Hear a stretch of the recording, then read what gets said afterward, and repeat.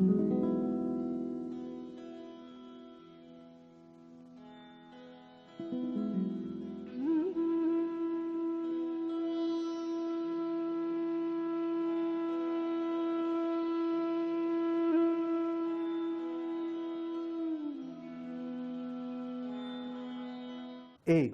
the power to stick to one's own nature. It's called swadharma. That means what? Stop. You're no longer trying to fix the world or fix yourself or fix another person. Okay? This is a tough one. Because everybody in samsara wants themselves or the world to be different. And we think it's all very virtuous. America's the worst place for it. Everybody says, "Oh, what are you up to?" "Oh, I'm making a difference." Huh? I'm making a difference. Please stop making a difference. Huh? If you're trying to fix yourself or the world, you don't get it. There's nothing wrong with yourself or the world. And this person that you think you are, there's nothing wrong with this person. You're not a bad person. You're not a good person. You're just a person. You didn't make yourself that person. You didn't create that person. There's not one thing about the person that you are that you created. You're not responsible for that person. You're just responsible for what? Accepting that person. That's all you can do. That person that you like or you don't like is given to you. Huh? Think about it. That's called your swadharma. You have a certain nature. There's something that's just unique and special about you that you had nothing to do with. If you don't like it, then that's something you have, that's what you have to do with it. You like it or you don't like it. Most of us don't like ourselves as people. That's the problem. And swadharma means I've accepted myself as a person. You see, you look around and you see in the spiritual world, and what do they tell you? What's everybody out there say? That person is a big problem, and what you should do is you should transcend that person or destroy that person. You should stop, That ego person is a bad thing, and you need to have it busted or destroyed. You have to stop thinking. You have to get into a high state and go to a transcendental state where that person doesn't exist, and where you exist is pure consciousness or whatever. But that person, that's your problem. There's all these these ego-busting gurus. They're making their money off that idea that there's something wrong with you. And Vedanta is just telling you the opposite. There's something right with you.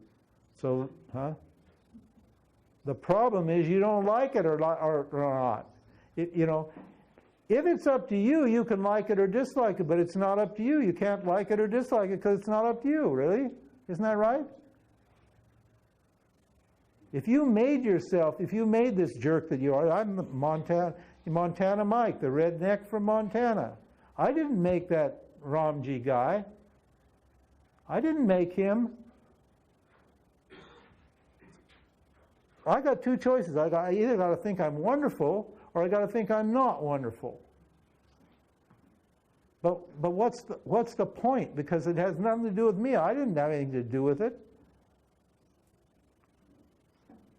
I didn't choose to be born there at that time. I didn't choose to, have these color of eyes and this kind of hair and this edgy little personality and et cetera, et cetera, et cetera. I didn't choose that stuff. So can I feel bad about that, or can I feel good about that? No, I can just accept that. That's what Swadharma is. Because it's going through yourself that you get beyond yourself. It's not going beyond yourself to what? Get rid of yourself.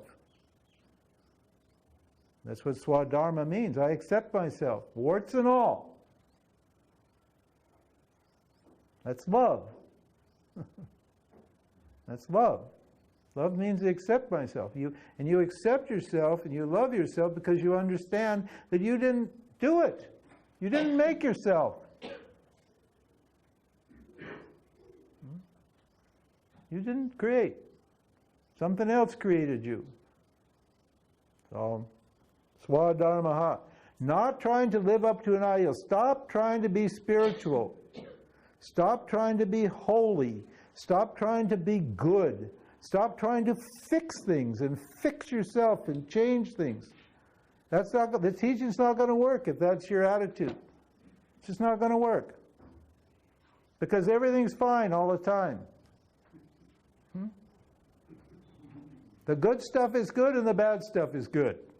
Means it's all good. That's our teaching. See? So stop messing with it. That's Swadharma. Control of the senses. Again, same problem. Don't try to control the senses, just observe the senses. Once you observe your senses, once you observe your vasanas and your desires and your cravings and stuff, then they become manageable. So it means a certain kind of objectivity toward what? Toward your passions and your desires. Ability to focus a particular idea for an extended period of time. This is a big teaching. It may take a few years. It took me over 2 years to assimilate it. And I was on it 24/7. I didn't have a job, I didn't have a wife, I didn't have kids, I had money in the bank, and I just worked on it 24/7. It took me 2 years, and I never took my mind off it for 2 years. And that's pretty quick, actually. I had pretty good karma, but you need to be in it for the long haul and be able to concentrate. This is what I want. This is the mumukshutva too, the burning desire. If you have that burning desire, then your mind will concentrate. You know, do you have to concentrate when you're making love?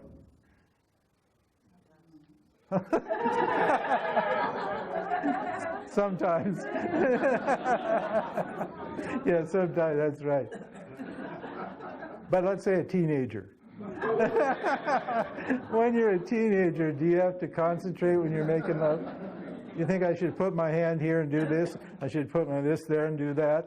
You don't think like that, do you? Huh? Why? Why don't you have to concentrate? People say, oh, I lack discipline. That's why I'm meditating. I have to get discipline. I can't meditate. It's really hard to get discipline. Why is it difficult to be disciplined? Because you don't love what you're doing. If you love what you're doing, there's no discipline involved. The love disciplines your mind and you'll concentrate forever. Look at me, I'm still like I'm 73 years old, soon to be 74, and I'm still up at 4 in the morning doing Vedanta. Why? Because I love it. That's why. There's no discipline. Oh, you work so hard. I don't feel like I'm working. I like to wake up in the morning and boot up my computer before I even brush my teeth. Because I love it. There's no discipline involved. So, and then what? Then your mind gets focused. If your love is going to other objects, then what? Well, then you're an on and off discriminator. Then this will work for a while, and then it won't work. Then you say, why? I got to do more, or something like that. Well, so suffer that. And what? And, oh, here's one for all of us here. The willingness to gladly suffer the little pinpricks of life, i.e. the heat. Gladly. We're happy that it's warm and stuffy in here. Stop whining.